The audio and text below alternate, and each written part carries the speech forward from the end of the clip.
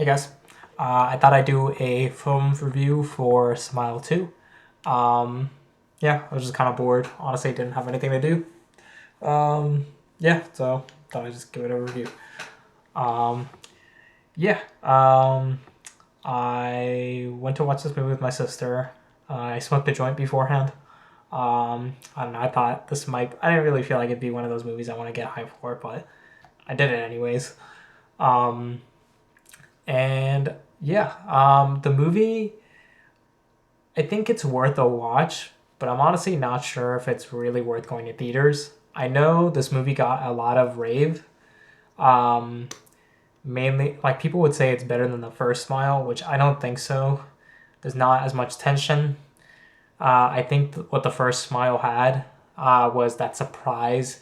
You were figuring out what this thing was, or you didn't really know what it was, and you were kind of like dealing with it for the first time. Whereas with the second movie, you kind of know what to expect. And I think that kind of doesn't make things worse for the movie. I would say it just doesn't make it better.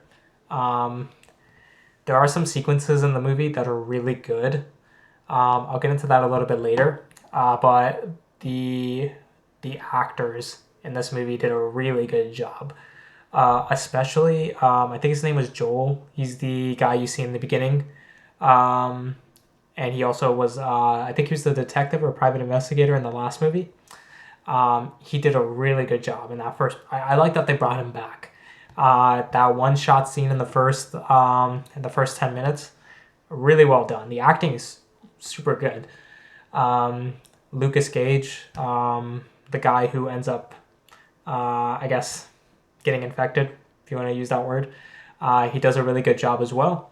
And then Naomi Scott, she did a phenomenal job. Like like she did better than Mikey Madison, in my opinion, or as good as Mikey Madison and Honora. Like she did really good. There are some scenes where it's just completely raw. It's just raw emotion, very vulnerable, and she depicts vulnerability and trauma in such a realistic way. It was just really well done. I like as I was watching it, I was kind of like in awe at how good it was and how realistic it was. Um, but yeah, let's probably get into some of the things the movie did well. Um, there was like a couple of good scenes, like I mentioned. The acting was really good, but I'm gonna be honest. Like there was some like there wasn't too much that was great or good with it. There wasn't anything that was really bad per se. The only thing I would say is the thing that's bad is the smile, the smiles. They're not as they're not as eerie as like the movie wants it to be. Like it just seems kind of it just looks goofy with these kids smiling. Um, Honestly, but it does a really good job at kind of putting you in the character's shoes, so you kind of understand their fear and you kind of feel it with them. But like the smiling itself, it just seems stupid sometimes. There was one scene though that I liked, and that's the scene with the girl stalker. I'm not gonna spoil it for you, but that scene was really well done. Um, um, and there was one other thing that the movie did well is with its cinematography. Now, the movie cinematography wasn't amazing or anything. It wasn't like a standout. But one thing I liked that they did was like as Naomi's talking to other people, it zooms into the other people's faces, and you're almost expecting them to smile. It did a really good job of kind of putting you like, oh shit, is this person gonna turn? Sorry for the shaky cam, but it made you think, oh, is this person gonna turn? Is this person like actually gonna be possessed? Um, it did a good job of doing that. Um, but other than that, the movie didn't do anything else that was too amazing.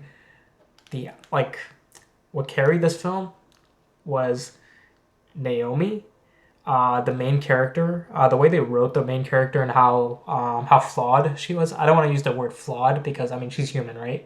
Um, Everybody has issues that they deal with. I don't really want to call it a flaw per se, but Naomi Scott did such a good job. Like, I can't emphasize it enough. You kind of have to watch it to really understand, but my God, she played it so well. Um, like the way she played the fear. Uh, there's some fighting scenes or where she's like arguing with a significant other, and it's so well done.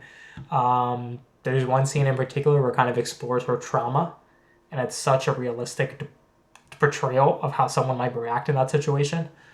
And that was pretty well done.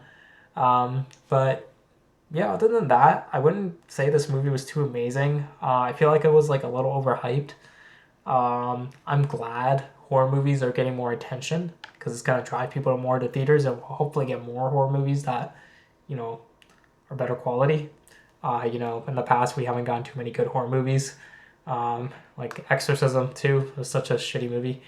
Um, but when I say this movie's worth watching in theaters, honestly, no. I definitely don't regret watching it, but you could definitely wait till it comes out in streaming to watch it. It's not something you need to watch in theaters. Overall, I'd rate it like a 3.5, 3 out of 5. I can't emphasize how good Naomi Scott was in that movie. But yeah,